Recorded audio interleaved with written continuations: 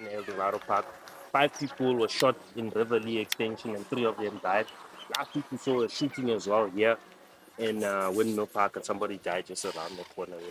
So we wanted to know as an adult, as a mother to a child, how do you feel about the crime that's happening and what do you think can be done just from the community first of all and from the state level to make sure that crime is coming down and people are not doing violent crimes in the current communities.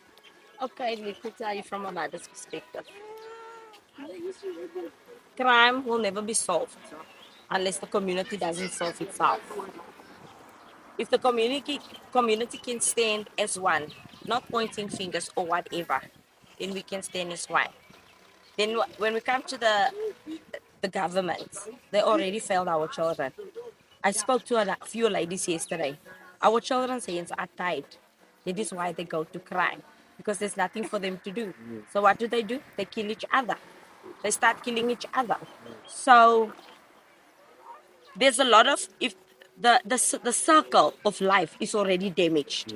So as a mother, you can only hope and pray that your child will come home alive. That is the life we're living today. You can only pray for them to stay alive. But concerning the government or acting as a community in one right now, it's a zero because there's so many. The people next to you, the people that you walk with, the people that you talk with, is the ones actually using your children as a weapon just to get to what they want to do. So we don't have to go and look far for your enemy. They're around you. They're everywhere. So I'm not gonna say what I think as a community to solve crime. Crime is everywhere. Crime. We're running in with the state of crime now. If our children want to make a living, it's crime. If our children want to do something, they have to do commit crime because their basic needs, only their basic needs, are not fulfilled by anyone, not the government, not anybody. Nobody's listening to our children. So that is why I'm saying our children's hands are tied, it's cut off. That is why they're using each other as a weapon. But as a mother perspective, like I said, the only thing we can do now is literally sit back and pray, hoping your child is going to come back home because nobody's willing to help. When last was there police van? Yeah. Police vans only come out when there's unnecessary orders taken out, like protection orders. They take protection orders out against the person who didn't even commit the crime, but they give them the form. What happened to the J88 form that was supposed to go with it? People can go and lay a complaint about somebody that slapped you now. The police will be there on that scene so fast, like this. But let it be a murder scene. They took 2 hours before they arrived for that boys to come and pick up that boy, to come and actually investigate what they. Up until today, no report. My brother was killed 3 years ago. Up until today, nothing happened to it. So what are we gonna do?